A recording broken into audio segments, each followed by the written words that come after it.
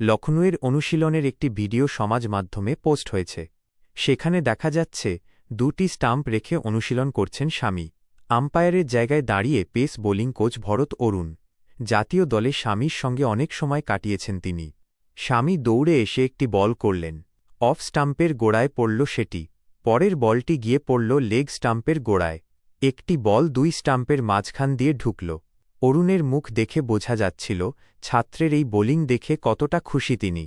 পরে ক্রিকেটারদের সঙ্গে কথা বলার সময় আলাদা করে শামির প্রশংসা করেন সঞ্জীব গোয়েনকার দলের কোচ জাস্টিন ল্যাঙ্গার।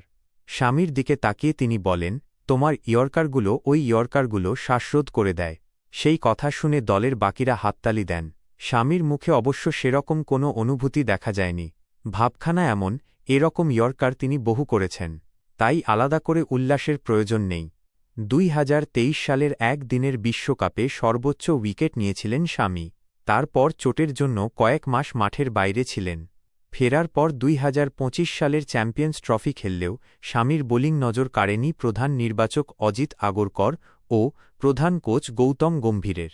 তাই তারপর থেকে ভারতীয় দলে ব্রাত্য শামি। তাঁকে কেন্দ্রীয় চুক্তি থেকেও বাদ দিয়ে দিয়েছে ভারতীয় ক্রিকেট বোর্ড। এই সিদ্ধান্ত থেকে ইঙ্গিত